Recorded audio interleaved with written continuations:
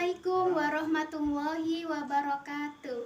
Hai Ananda 74, bertemu kembali dengan Ibu Ani dalam mata pelajaran fikih. Apa kabar Ananda semua? Semoga anak-anak Ibu selalu dalam keadaan sehat dan tetap dalam lindungan Allah Subhanahu wa taala. Dan semoga anak-anak Ibu tetap semangat belajarnya ya. Baik, mari kita mulai pembelajaran fikih pada hari ini dengan membaca doa. Bismillahirrahmanirrahim. Allahul kafi, Rabbunal kafi, qasatnal kafi, wajadnal kafi, likulil kafi, kafanal kafi, ni'mal kafi, alhamdulillah. Hari ini Ibu akan menyampaikan tujuan pembelajaran fikih kita, yaitu yang pertama, siswa mampu menjelaskan pengertian doa. Yang kedua yaitu siswa mampu menjelaskan keutamaan doa. Yang ketiga, siswa mampu menjelaskan manfaat doa. Yang keempat, siswa mampu menjelaskan adab-adab berdoa. Yang kelima yaitu siswa mampu menyebutkan ataupun juga menunjukkan waktu-waktu yang mustajab untuk berdoa. Yang pertama yaitu mengenai pengertian doa. Pengertian doa ini terbagi menjadi dua bagian. Yang pertama yaitu secara bahasa. Doa secara bahasa yaitu berasal dari da'a, yang artinya memanggil atau memohon sesuatu. Nah, yang kedua yaitu doa secara istilah, yaitu permohonan seorang hamba kepada sang penciptanya, yaitu Allah Subhanahu wa taala, tanpa perantara, agar segala sesuatu itu mendapatkan pertolongan dan juga rahmat Allah Subhanahu wa taala. Nah, poin yang kedua yaitu mengenai keutamaan berdoa. Keutamaan berdoa ini terdapat 4, yaitu yang pertama, dengan berdoa itu seorang hamba itu bertunduk ataupun ia tunduk kepada sang penciptanya. Kemudian yang kedua yaitu Allah berjanji kepada hambanya, apabila seorang hamba ini meminta pertolongan, maka Allah itu akan mengabulkannya selama itu baik baginya. Nah, kemudian yang ketiga yaitu Allah membenci seseorang apabila ia mempunyai hajat nih yang kuat gitu, usahanya itu maksimal untuk memenuhi suatu hajat tersebut, akan tetapi ia lupa berdoa kepada Allah. Nah, hal yang demikian itu Allah sangat membencinya. Nah, poin yang ketiga yaitu mengenai manfaat berdoa. Nah, ada beberapa manfaat berdoa. Yang pertama yaitu berdoa itu merupakan ibadah kepada Allah Subhanahu wa taala yang bernilai pahala. Nah, kemudian manfaat berdoa yang kedua, dengan kita berdoa maka kita mendapatkan pertolongan sehingga dapat memudahkan segala urusan kita. Nah, yang ketiga yaitu berdoa itu dapat terlindungi kita dari mara bahaya ataupun juga musibah.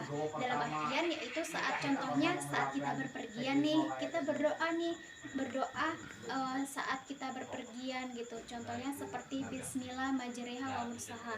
Nah, dengan kita berdoa itu kita kan berhusnuzon nih kepada Allah, sehingga dalam perjalanan itu kita selamat gitu sampai tujuan. Dan kemudian manfaat berdoa yang lainnya yaitu dengan kita berdoa maka hati dan juga pikiran kita itu menjadi tenang dan juga tentram.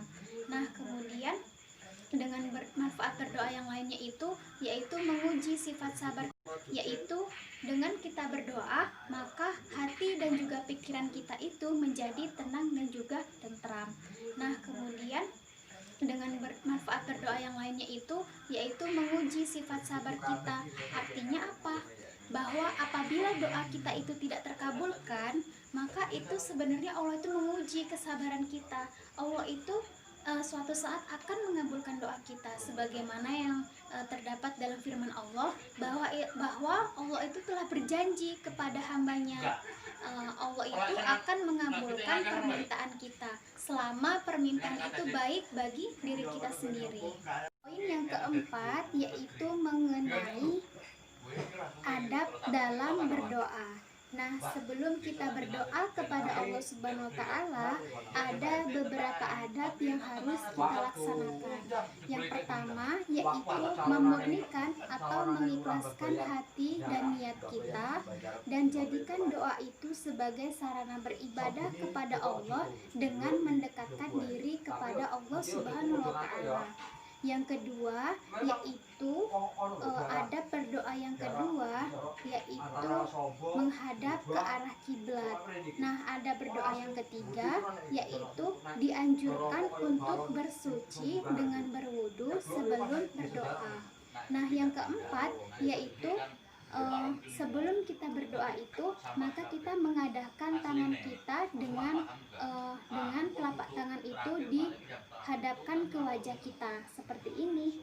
Nah, kemudian yang selanjutnya yaitu berdoa itu dimulai dengan membaca basmalah. Dan selain membaca basmalah, maka sebelum kita berdoa itu kita memuji ataupun juga menyebut asma-asma Allah terlebih dahulu. Nah, kemudian yang selanjutnya yaitu berdoa dengan hati yang khusyuk. Poin yang kelima yaitu mengenai waktu-waktu yang mustajab untuk berdoa. Nah, jadi jika kita ingin doa kita cepat dikabulkan, itu ada waktu-waktu yang mustajab untuk berdoa. Yang pertama yaitu antara azan dan iqamah, sebagaimana yang terdapat dalam hadis riwayat Tirmizi, yaitu antara azan dan iqamah doanya tidak ditolak. Nah, kemudian yang kedua yaitu ketika kita sedang sujud dalam sholat, yaitu sebagaimana yang terdapat dalam hadis riwayat Muslim dijelaskan bahwa ketika kita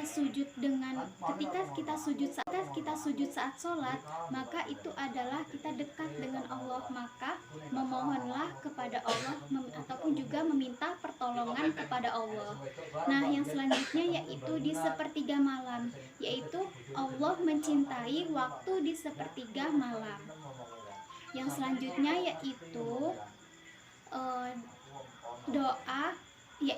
doa dikabulkan itu waktunya di saat kita berbuka puasa, sebagaimana terdapat dalam hadis riwayat Tirmizi dijelaskan bahwa ada 3 yang doanya itu tidak ditolak. Yang pertama yaitu ketika seseorang berbuka puasa, yang kedua yaitu pemimpin yang adil, dan yang ketiga yaitu orang yang sedang terzolimi. Nah, kemudian sekian pembelajaran kita pada hari ini. Mari kita tutup pembelajaran hari ini dengan membaca hamdalah. Alhamdulillahirabbil alamin. Ibu akhiri, wassalamualaikum warahmatullahi wabarakatuh.